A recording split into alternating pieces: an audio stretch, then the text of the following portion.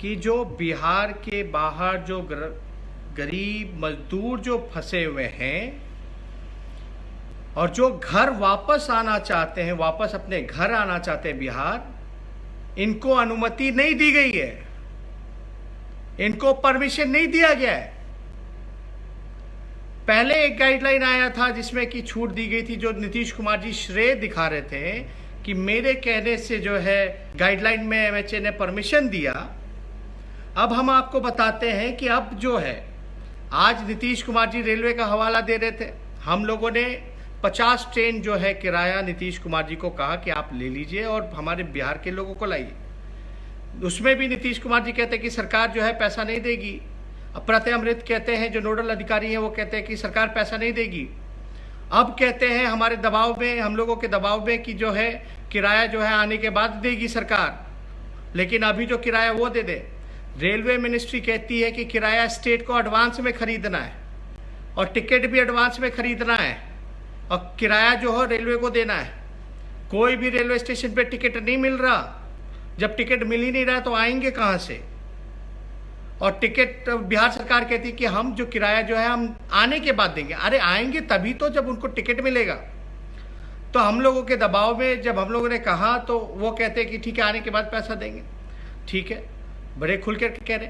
लेकिन मेरा प्रश्न है कि ये जो गाइडलाइन अब आया है, अभी तुरंत मिला है मुझे, ये बिहार सरकार, ये केंद्र सरकार द्वारा जो है ये लिखा गया है कि जो मजदूर जो बाहर फंसे हुए हैं वो अगर घर जाना चाहे तो उनको ये अनुमति नहीं देंगे।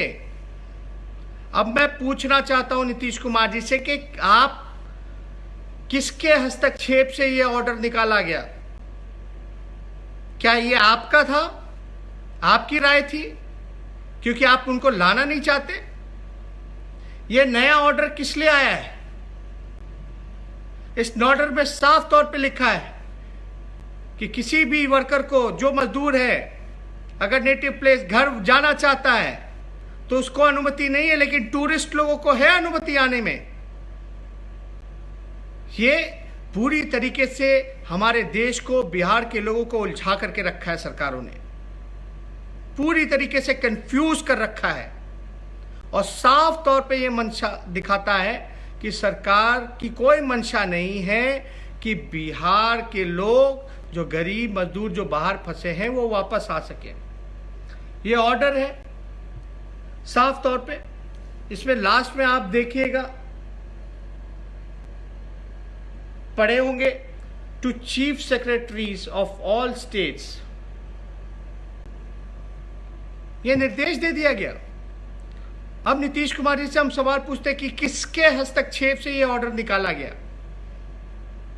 हमारी मजदूरों से बात होती है, सभी लोगों से बात हो रही है, वो कहते भैया हम 1 साल तक अब हम जाएंगे नहीं काम करने। जिस प्रकार का व्यवहार, रवैया इन लोगों ने अपनाने का काम किया है, ये किसके दबाव में किया है? क्यों ऑर्डर ऐसा निकला है? कहां से खाएंगे वो मजदूर? कहां रहेंगे? रोड पे रहेंगे? गरीब है तो मरने के लिए छोड़ दो, बिहार के लोग हैं तो मरने के लिए छोड़ दो। ये डबल इंजन की सरकार है।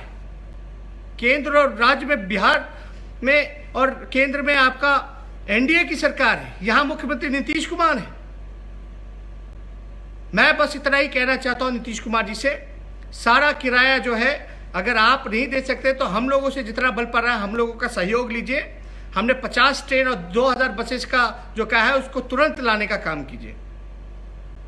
और किराया जो है आप स्पष्ट रूप से बताइए।